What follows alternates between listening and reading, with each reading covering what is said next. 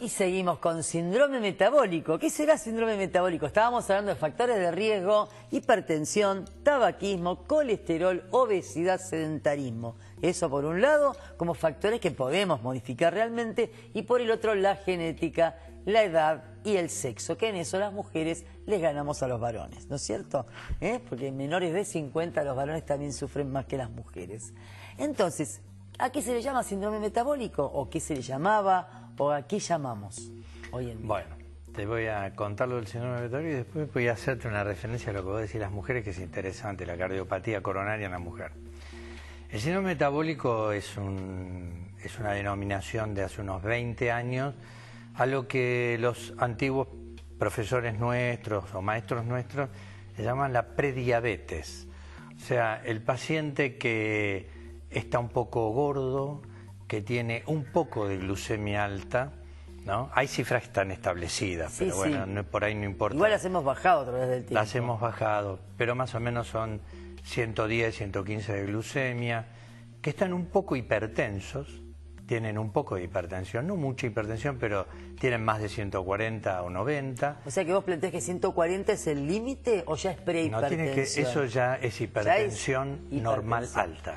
Ya está determinado como sí. Por consenso esto. El que tiene 14 es todo un problema. Tiene que pensar que está con una hipertensión en manos, ¿no es cierto? Tiene que cuidarse, sí. Cuidarse. Las últimas juntas y meetings de expertos en estos temas determinaron que 140, 90 de mínima o 14,9, como dice la gente, son límites que tienen que encender una luz de alarma, un semáforo amarillo, digamos. Semáforo amarillo.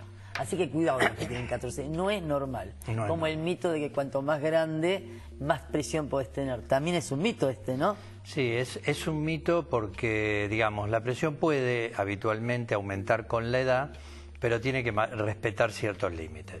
Y esos límites son 140-90. 140, perfecto. Esto creo que queda muy claro. Entonces me contabas del síndrome metabólico. Bueno, el síndrome metabólico es lo que yo te decía.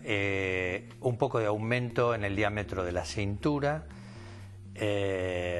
aumento de la glucemia en ayunas, presión limítrofe, esta de 140-90, y además un HDL bajo.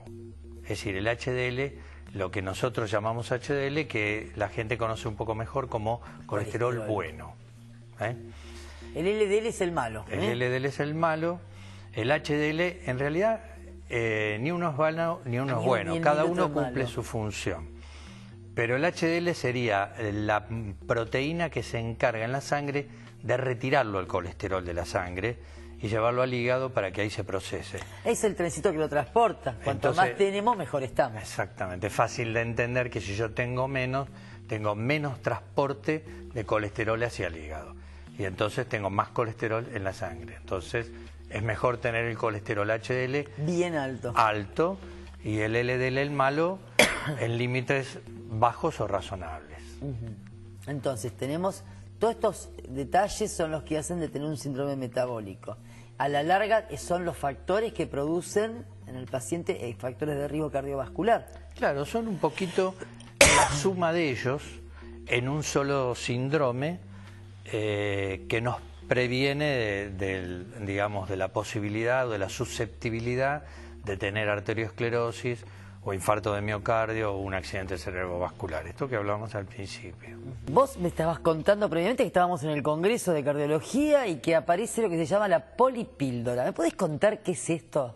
Claro, la polipíldora es un proyecto muy interesante, ideado en dos universidades, una en Canadá, la McGregor, donde está el doctor Salim Yusuf, y el Mount Sinai de New York, donde está el doctor Valentín Fuster. Ambos llevan proyectos comunes en esto de la polipíldora. El desafío sería, con esta idea, disminuir más la mortalidad cardiovascular. Entonces, esta píldora o polipíldora tendría 3 moléculas, una apuntada a disminuir la hipertensión arterial, no importa el nombre de la droga, la otra apuntada a disminuir el colesterol y la otra apunta a disminuir la posibilidad de trombosis arterial.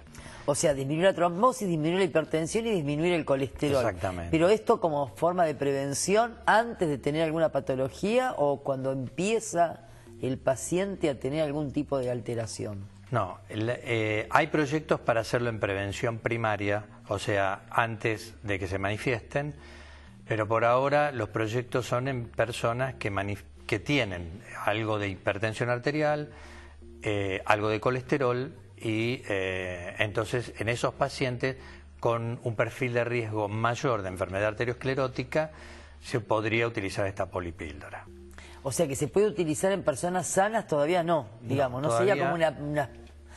Viste que la gente, las personas preguntan siempre si le podemos dar algo para la memoria. Entonces nosotros le contamos que no tenemos todavía para poder prevenir, porque si tuviéramos una pastilla sería ideal, le damos a todos y entonces disminuimos muchísimo la demencia senil.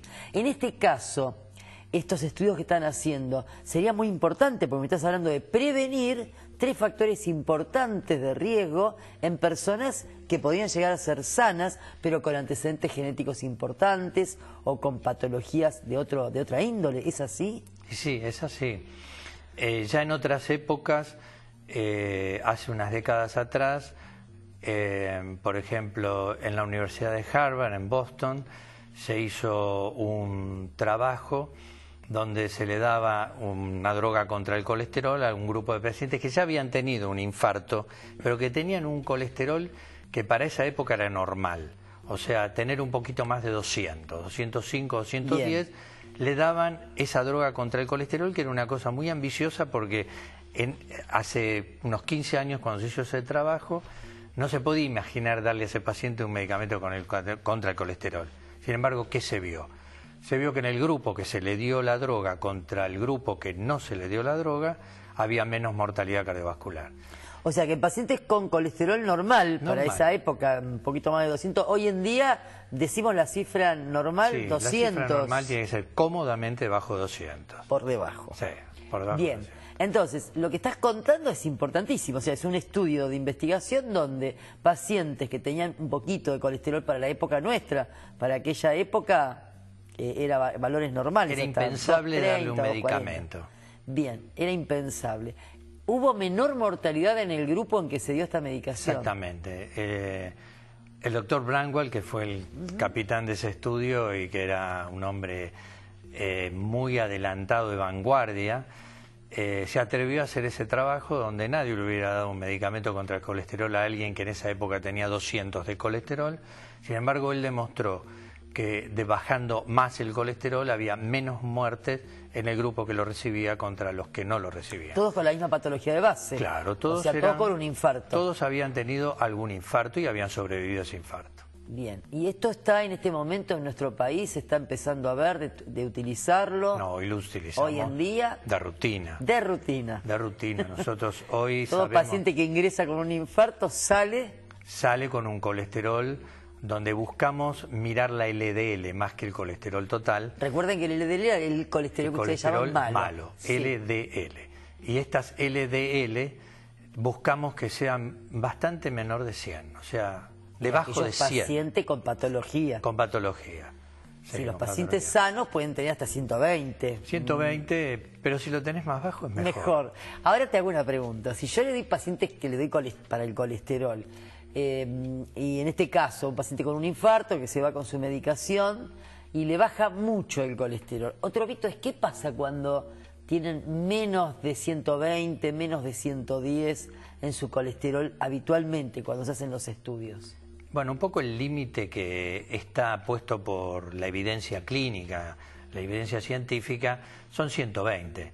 Es decir, entre el colesterol, pongámonos de acuerdo en una cosa, es una molécula imprescindible para la vida del ser humano, porque con el colesterol se forman hormonas, con el colesterol viven las células, entonces necesitamos tener colesterol. Necesitamos un nivel de colesterol. Ese nivel mínimo de colesterol está establecido más o menos entre 110 y 120. Bien. Entonces, eso es un poco la meta.